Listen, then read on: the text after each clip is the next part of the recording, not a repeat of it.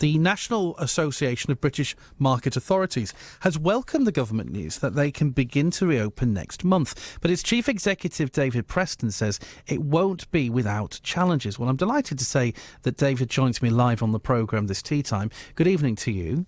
Hi, James. How are you? Yeah, I'm all right. So we know that outdoor markets can reopen from the 1st of June. So essentially a week as of yesterday. Non-essential retailers, indoor markets will be able to trade from the 15th again. First of all, give me your reaction, because this came out during the bank holiday and clearly when matters were more related to Dominic Cummings. Yeah, it was a surprise, but a pleasure. The surprise, we were anticipating an announcement, but we thought it was probably going to be later in the week. It's a pleasure because for the Prime Minister to actually mention the importance of markets and opening up, be up before a lot of retail was very good for us. And it sort of recognised the importance of markets to communities. The outdoor, I'll be honest, did catch us a little bit by surprise because we anticipated it would probably be indoor first because they extended the guidance for the amount of goods that could be sold on indoor markets a couple of weeks ago, and we thought that was probably an incremental approach. But, where we are, obviously we're pleased that markets can now be looking to start back, but however, it does present an awful lot of challenges, and I don't think you'll be seeing all markets opening from the 1st of June. I must admit, I'm not sure what the state of play is, but we do have a number of markets around here. We've got farmers markets, we've got very popular markets in Brigham and Beverley, for instance, on a weekend. And well, Beverley itself, it's got two marketplaces alone. And I think back to better times when, because I live around the corner from them effectively, when I could pop and go to Saturday market on a Saturday. But the one thing is, it's rammed with people. And I appreciate that. Obviously, that the numbers will be dwindled anyway by those that can't come out, won't come out. But how do you open a market and then day one it'll be full of people who are meant to be socially distancing? It's a huge challenge, and we've been producing guidance on social distancing for our members, but it's going to vary from market to market. And certainly with the large open spaces, that was why we felt it would probably be indoor first, where it would be easier to control access, egress, pedestrian flows. But we are where we are. I think it's good news because when we did our survey of markets just a few weeks ago, there was a fear that 40% indicated they may never open again. So I think it's good that we've got this early opportunity.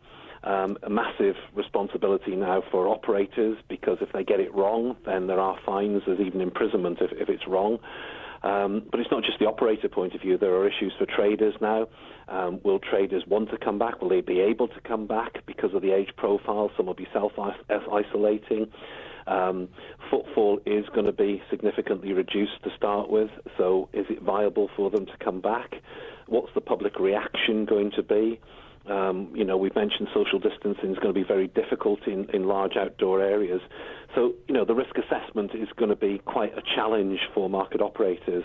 But it's going to be about operators working with traders and working with customers to make this happen. But in some ways it's exciting because before the lockdown, markets were identified as one of the key influences in the renaissance of the high street.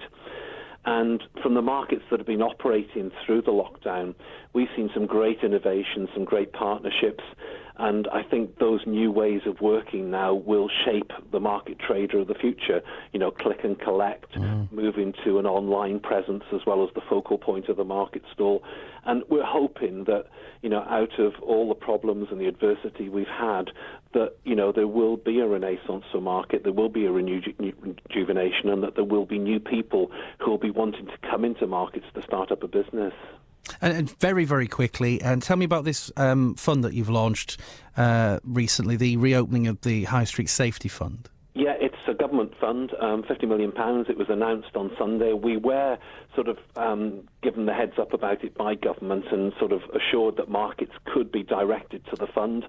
So that would help with reopening markets as part of the high street. Particularly in terms of action plans, communication, public realm changes, social distancing. Looking at your area, I think there's probably in the region of over £300,000 that may be available. And we've written to all local authority chief executives today saying, please look out for this fund, have a focus on your markets, prioritise them and make a bid, to help and support your markets in relaunching as part of your local community. David, good to speak to you. Thank you very much. And I'm looking myself forward to getting around Saturday market in Beverley as soon as that is possible and safe to do so. As soon as we know when markets around here will reopen, of course, we'll let you know. It's BBC Radio Humberside.